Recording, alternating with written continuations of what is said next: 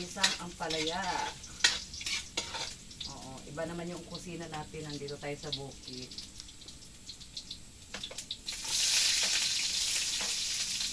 Para makatipid po tayo sa ating gas, kailangan natin gamitin yung ating kalan ni kahoy.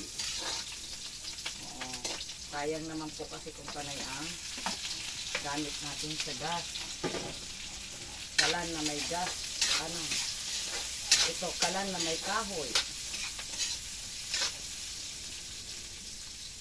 Masarap magluto sa kahoy. Masarap yung sinaing sa kahoy. Yung niluto sa kahoy.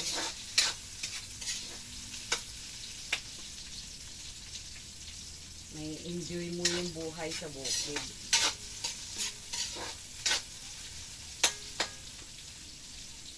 Okay. Tunog na mukha ko. Oh.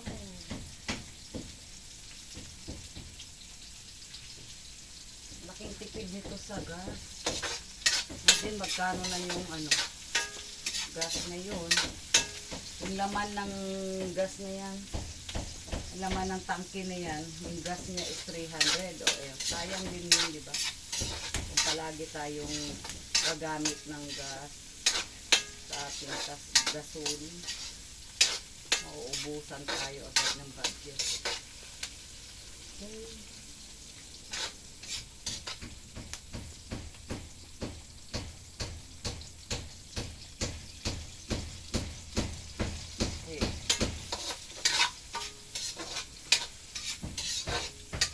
Naigisa na natin yung ating bawang, sibuyas, kamatis, at saka sili na green. Mahilig kami sa sili na green. Saka labuyo.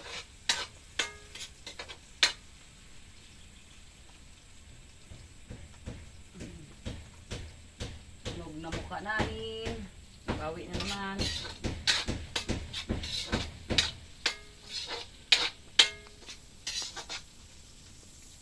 Okay, sunod na natin yung ating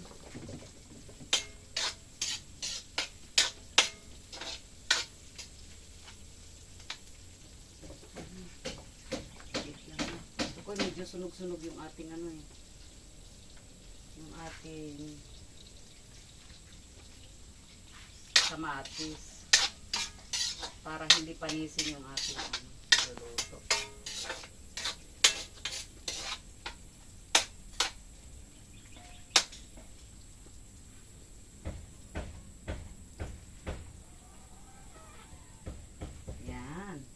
Kailangan hihipan. Tunog na mukha ko. Okay. Next. Sundan natin yung ating ampalaya. Marami-rami dahil 5 kami. Ayan.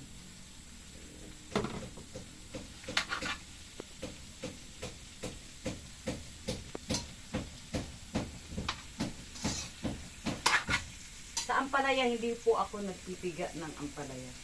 Kasi mas sustansya kapag hindi mo pinigaan yung Yung iba kasi gusto pa nilalagyan ng asin tapos pipigaan. O wala yung sustansya. Kailangan lang siya, natural lang, hindi naman siya ganun kapait eh.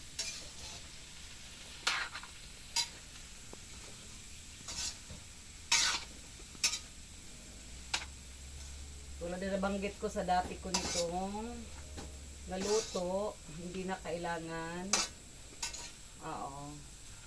sabawan. Kung mayroon man, kunting-kunti lang, parang yung itlog mo ay yung ihalo mong itlog rito ay siya. Saka bawa ito katulad yan, ilalagay natin dito na. Yan. Para half cook lang siya. Ayan.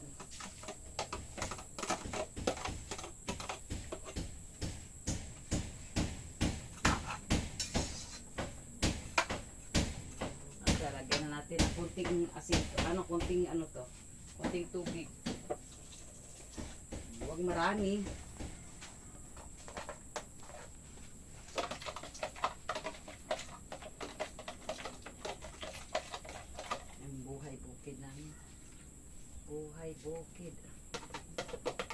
sayang din naman, may katas ko ang ating ano. Yan. Ang init. Yan.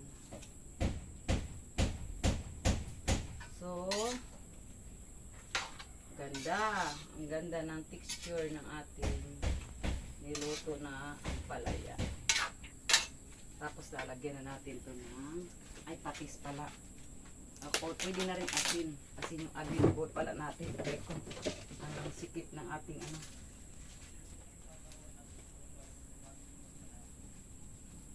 Yan, nakabili lang kami ng balot-balot na asin. Yan. Asin na lang gamitin natin. Kasi kukunti na lang pala yung aking patis. Yan, okay na. Lalagyan natin ng konting seasoning. Yan.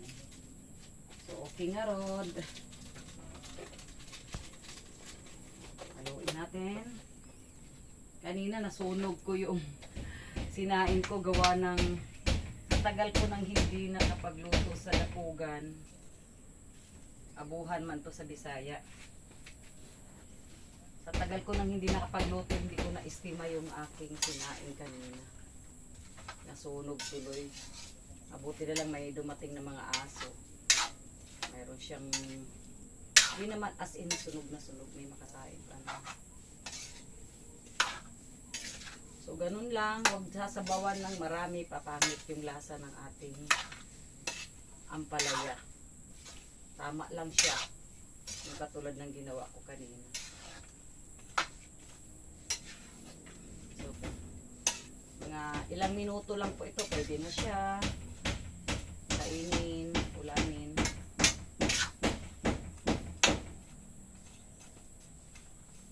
Oh, check the level. Check natin yung ating nilolotong ulam. Yan. Salamat. Ayan. Pansin natin. Yan. So, maganda yung texture ng kanyang pagkaluto. Yung kanyang ampalaya. Hindi, half cook lang ang mangyayari dito. Ayan. Konti lang yung sabaw, di ba? So, tas hindi siya pinigaan. Okay. So, mamaya-maya, pwede na siyang alisin sa ating kalan para hindi siya na-overcook. Okay, salamat sa inyong panonood. Okay. Thank you. Thank you po.